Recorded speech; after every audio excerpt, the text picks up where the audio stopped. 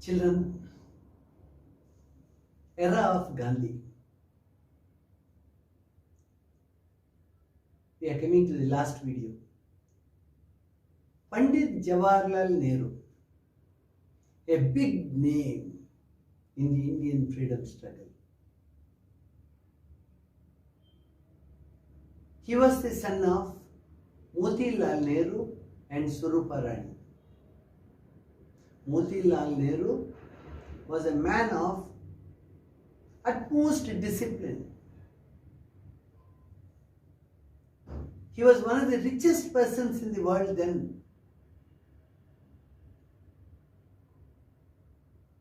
Motilal Nehru wanted to give the best education to his son.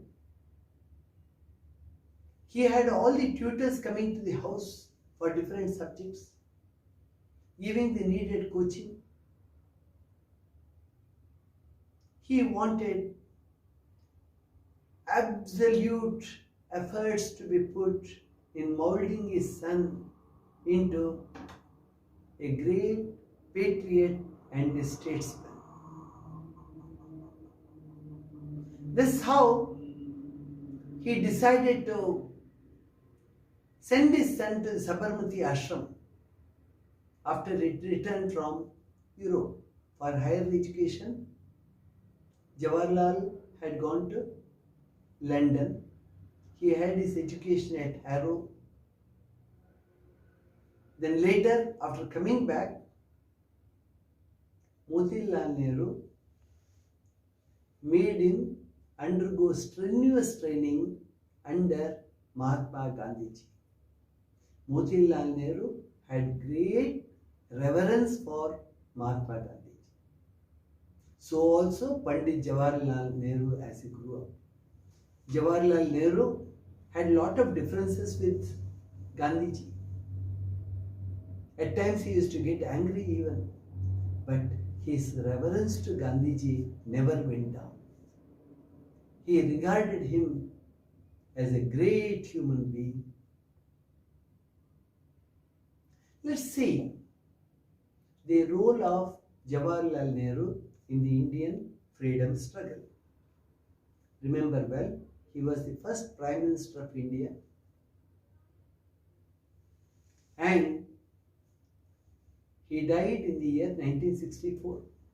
For 17 years, he was the Prime Minister of India, and the nation had accepted him as a leader then.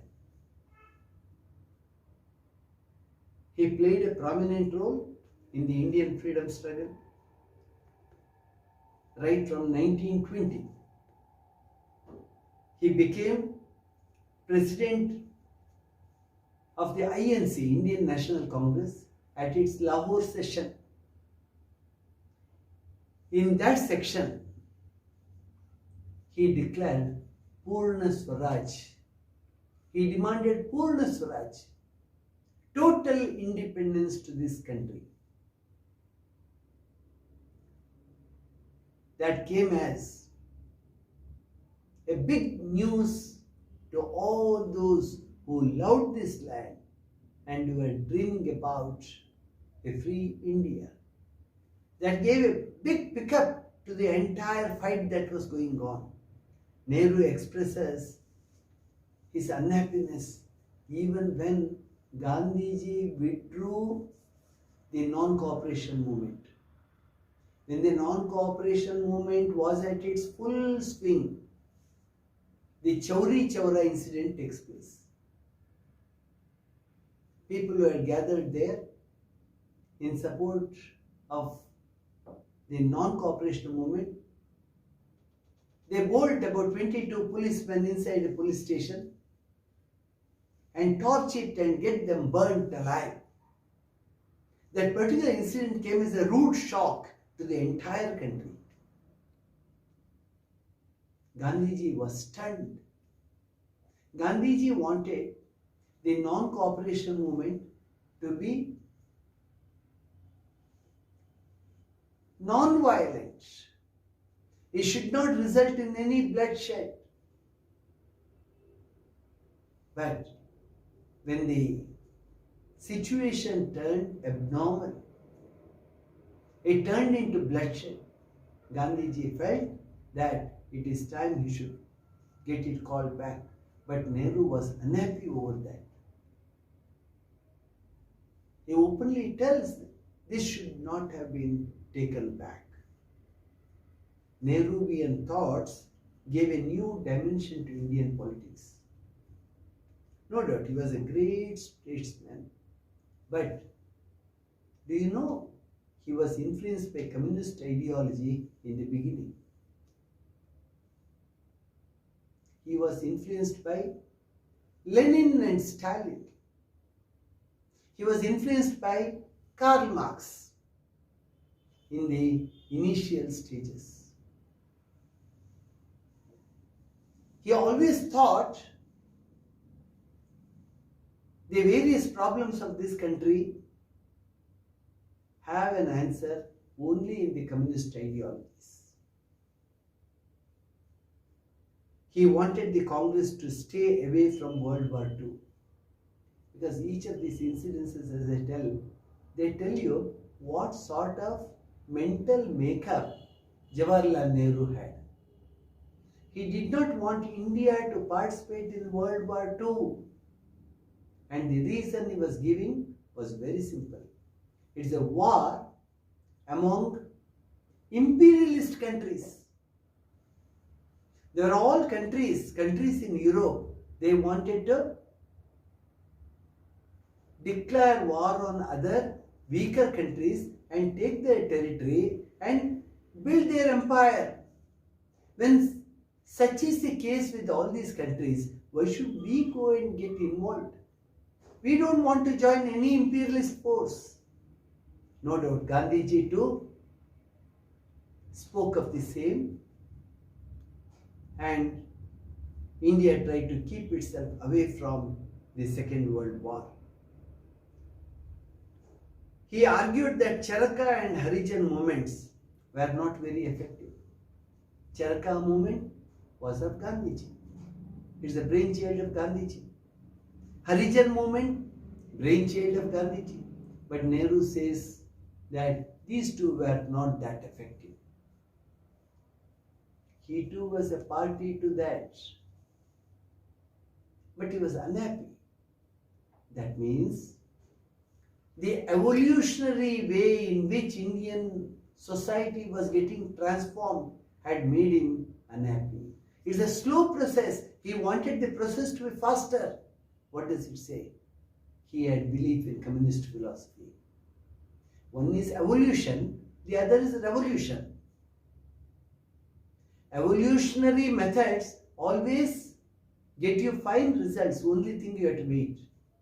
But revolution is one of bloodshed, violence. People kill each other. Though the result may be sweet, that's not what is welcome from the Indian cultural point of view. Buddha always stood for non-violence. Most of the ascetics here, philosophers here, spiritual leaders here, they all spoke of non-violence. India has a rich tradition from that angle. Even after we got independence in the last 73 years, we have not seen bloodshed anywhere in the country. There is no country where there has not been bloodshed. But India is a country where there has not been any bloodshed. It tells how well rooted is ahimsa in the Indian blood. Ashoka's symbol, that too signifies the same thing. Ashoka got fed up. When he saw the bloodshed at Kalinga, he might have won, but he was very sorry that he was victim of a big war. And later he decides to undergo a total transformation and he becomes a bhikkhu. He embraces Buddhism. All right. Gandhiji was, in a way, guru for Jawaharlal Nehru. They might have had differences of opinion, that's different, but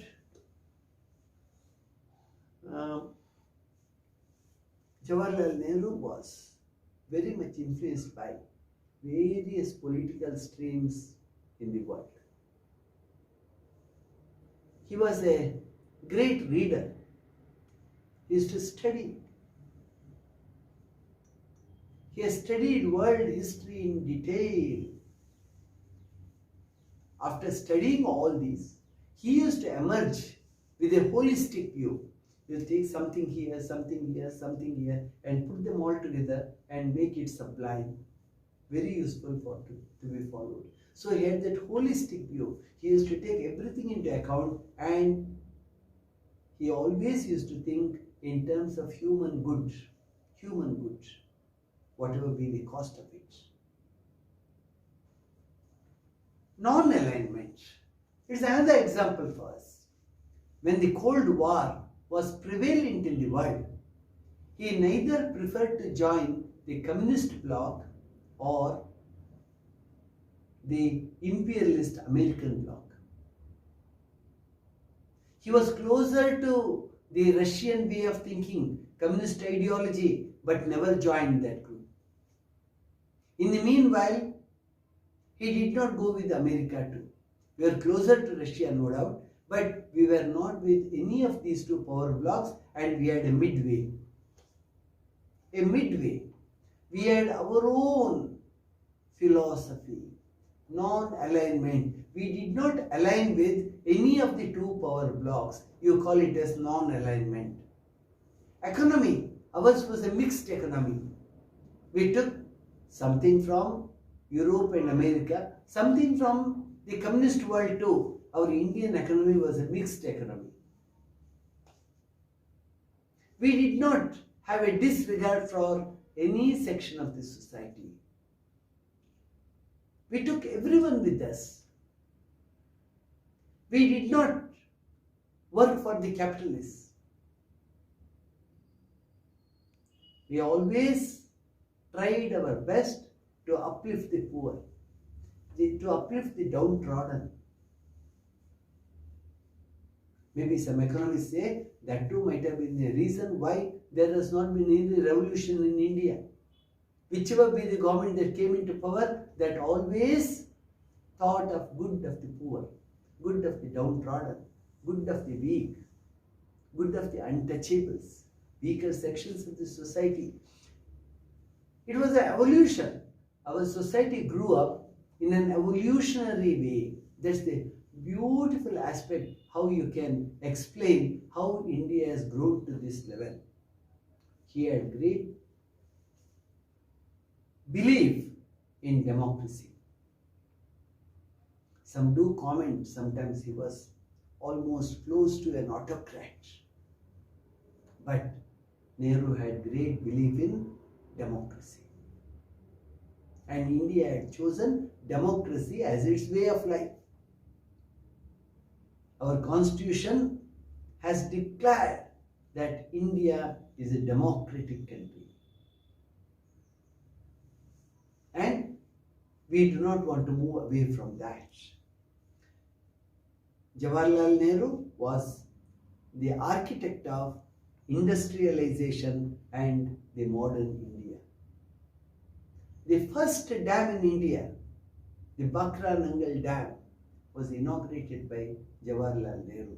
Then he says that these dams are the real temples of modern India. Real temples. All these dams do enable us to come out with positive ends. It's an agricultural country. We have rivers. But the river water has to be properly made use of. You need dams. Even electricity you generate from water. And you have a number of other utilities from dams that are constructed. We will not go into that. But he believed that India can prosper provided we conserve water that we get by way of rain and the water that flows in our rivers. Integration of India was achieved through Patel. When we got independence, 562 kingdoms were there in India, 562. It's a miracle as to how we brought them all together. No doubt, Jawaharlal Nehru had a great home minister there, then Sardar Vallabhbhai Patel. But Jawaharlal Nehru's sanction was there and the job was done.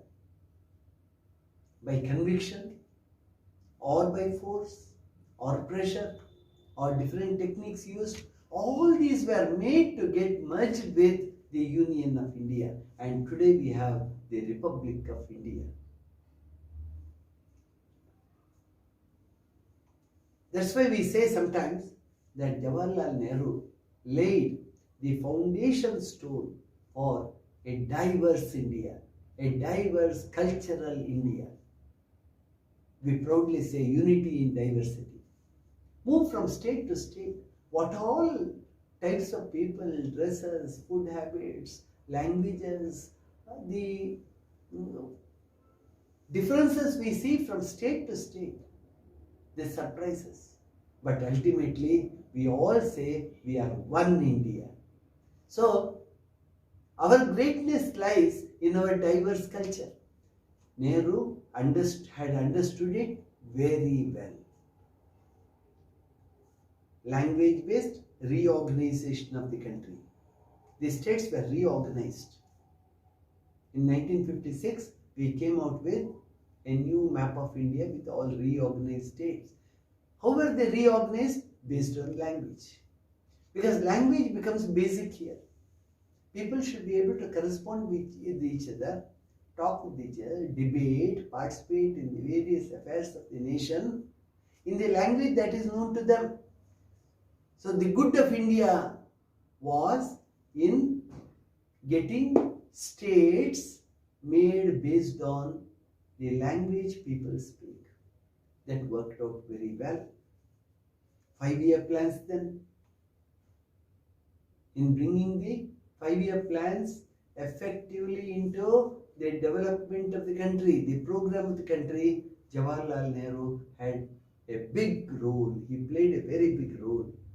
Actually, India was very weak as we got independence. There was no financial strength. We were weak from the financial point of view. We had to build India from scratch. We are a very, very poor country.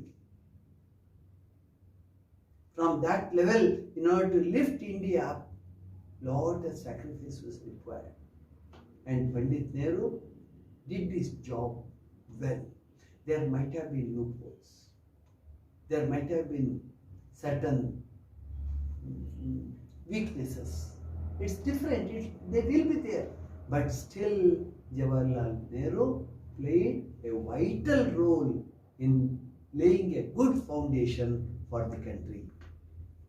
He stayed away from the power politics of the world. Whenever there was power politics, there was a fight between one nation and the other. We took a peaceful role. We used to send our peace corps of the army to different parts of the world to see that peace prevails there. This was being done as per the instructions of the United Nations. We had cooperated with the United Nations to the best possible level in maintaining peace in the world. We had sent our army to Korea. We had sent our army to Congo. We had sent our army to Cuba. The Cuban problem was later on, but that of Congo. In all this, Jawaharlal Nehru's role was there. India, though we were an agricultural country, we said scientifically we have to progress. Homi J. Baba with Jawaharlal Nehru, they started with the atomic development in the country. Trombay, the first atomic station, was erected very close to Bombay, because Jawaharlal Nehru knew that future will have a direct link or direct relation with technological development. If we don't grow technologically, we will fall back. He adhered to Panchshila Principles. See, Chinese Premier Chavan Law had come all over to Delhi, and with China we signed Panchshila Principles that became our relation, base of the relations. Maybe they attacked us in 1962, but even today Panchshila Principles remain the focus of study for India. Our foreign policy is based on Panchshila. We trust others. We believe that prevailing peace in the world can only bring some sort of human settlement to get set well in this world. It cannot be by war. It has to be by peace. We have to win nations by peace, not by war. So this is the entire story of Jawaharlal Nehru. He was very strong politically as far as he had been the Premier of India. India built good relations with almost all the countries of the world. We were non-allied. We believed in democracy, non-violence, and after Jawaharlal Nehru, it was Lal Bahadur Shastri who took over. In 1964, May, Jawaharlal Nehru breathed his last. So with that, the Nehruvian era, led by Pandit Jawaharlal Nehru, that came to an end. Now we will move on to a leader who is very important from the angle of division of this country. He is none other than Muhammad Ali Jinnah. Muhammad Ali Jinnah. He joined Indian National Congress in 1906. He worked as the private secretary of Dadabhai Nauroji. You see how his life started. He was private secretary to Dadabhai Nauroji, who had put forth the wealth drain theory. He is a great patriot. He argued in favor of Tilak in litigations. Whenever cases pertaining to Bal Gangadhar Tilak came to the court, Muhammad Ali Jinnah used to be a lawyer advocating for Tilak in the court. So litigation cases he used to handle for Bal Gangadhar Tilak in the Indian courts. Then when the Home Rule League was started by Mahatma Gandhiji, Swadeshi Mantra, Swadeshi, we use only what is made in this country. All foreign articles, you get them burned down. Self-reliant we should become. The Home Rule League movement, when it started, he joined it. He was an active participant in that. He argued in favor of Hindu-Muslim unity. At that time, he was an advocate of Hindu-Muslim unity. He resigned his membership of the Imperial Legislative Council opposing the Rowlatt Act. Rowlatt Act, you know, anyone can be arrested without any sanction, without any paper as such. Anyone can be put inside jail. Rowlatt Act. When the Rowlatt Act was declared, he opposed it. He declared himself as nationalist Muslim in Round Table Conference. He participated in the Round Table Conference. Gandhiji had not gone. Many of the congressmen did not attend the first roundtable conference, but Muhammad Ali Jinnah attends, and there he introduces himself as a nationalist Muslim. See, the change is setting in. He identified himself with the Muslim community. Jinnah changed his strategies from time to time. When the Muslim League and the Congress failed to form a coalition government in 1937, the coalition government had to be formed. But Muslim League did not join, it did not feel upright in joining the Congress. So, he started the Muslim League then. He came out of Congress and started Muslim League. Muslim League used to keep away from Congress. It never used to see eye to eye with the Congress. And he insisted on the formation of a separate Pakistan there onwards. He insisted on that. Hindus and Muslims cannot be one nation. That is what he used to tell. Hindus and Muslims cannot be one nation. They have to be two nations. And he turned successful in the demand that he had put forth for a separate Pakistan.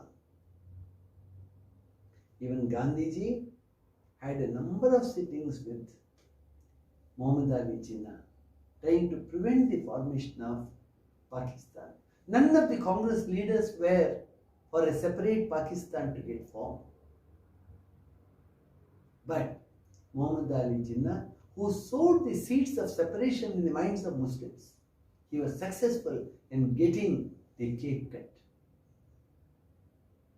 India was divided into two nations. It's a bloody division. Lakhs of people got killed. There's violence. Lots of refugees moving from Pakistan to India, India to Pakistan. It was a horrible event that went on. All because of Muhammad Ali Jinnah's insistence on a two-nation theory. 1940, Lahore session of the Muslim League. There I told you, Jinnah says Hindus and Muslims cannot make one nation. He comes out with a very clear-cut proposition. What does it mean? We need a separate Pakistan. Then the cabinet mission comes to India, cabinet mission. The British government sends cabinet mission to India to decide about giving self-rule rights and work on those lines. Self-rule, not independence, self-rule to India. Then Labour Party was ruling UK. Labour Party. Whenever Labour Party used to come to power in UK, they used to have a sympathetic viewpoint towards India. Whenever conservationists took over, it used to be different. Labour Party always had a soft corner for Indian freedom struggle. So, formation of an interim government, even if independence is to be given, an interim government had to be formed here. So, lot of thoughts, lot of decisions had to be taken in that regard. The entire plan will have to be drawn. A constitution will have to be prepared. New nation, a new constitution. Muslim League called for direct action plan on 16th August 1946. 16th August 1946, exactly 1 year before we procured independence.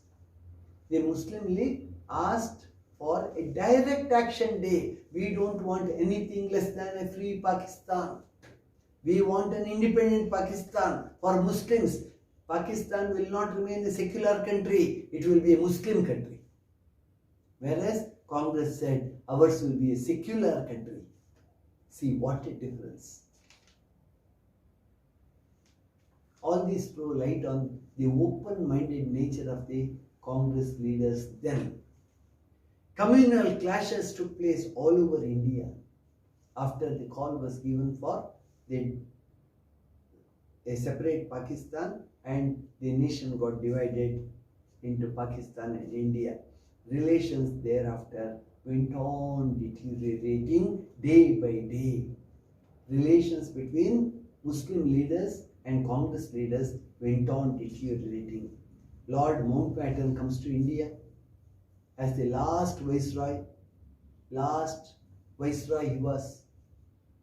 He did have a number of sessions with Gandhiji, Muhammad Ali Jinnah, and other political leaders here in order to work out in phases as to how peacefully power can be transferred to the Indian leaders. Lot of things had to be done. Lot of things. It's a busy schedule. Mountbatten held discussions with all our leaders. Indian partition was decided. Whether it's the Cripps or the Simon Commission or Cabinet Mission, none of this worked out at any time. Ultimately, we paved way for an independent India and independent Pakistan. 15th of August 1947, two nations were born, India and Pakistan. A Radcliffe Commission was appointed, Radcliffe Commission, to draw the boundary line. So the boundary line between India and Pakistan was drawn by Sir Radcliffe, and that boundary line was accepted. Pandit Nehru took office as the first Prime Minister of India. First Prime Minister of India. Sardar Vallabhbhai Patel became the first Home Minister of India. But alas, Gandhiji did not live for long. There were communal clashes in the country, even when the tricolor was hoisted in the ramparts of Red Fort. Gandhiji was not there. He told Jawaharlal Nehru, "You go ahead. I have important jobs to be handled." He goes to Naukali. Naukali is in the present Bangladesh, where dirty infights were taking place within the society, Hindus killing Muslims and Muslims killing Hindus. He goes there and sits on fast unto death. See the concern he had. Gandhiji was worried. He wanted to set the home right. All over India there were communal clashes. We will see in the next lesson. But on the 30th of January 1948, 30th of January 1948, a bloody day, Nathuram Godse, who was unhappy with the division of India, walked into the prayer hall and shot at Gandhiji. He shot thrice, and Gandhiji said, "Hey Ram," and collapsed to the ground. The father of the nation, Mahatma Gandhiji, our Bapu, was no more. Everyone felt after we got independence, we should have had Mahatma Gandhiji to guide us, direct us for many more years. He was 79 when he died. So Gandhiji was the harbinger of communal unity. This world has not seen people like Gandhiji in the recent centuries. Mahatma Gandhiji was something different from all other political leaders or who strived hard for independence. He was a great soul. He stood for equality. He stood for social justice. He stood for human relations. And he had a great desire for human unity. He always had humanity first.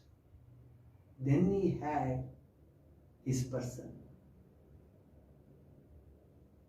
Entire universe was his family. India, he was close to its heart. He was very close to the very strength of India. He knew the cultural background of India very well. He had read our history well. He knew what was required for a country which was newly taking birth.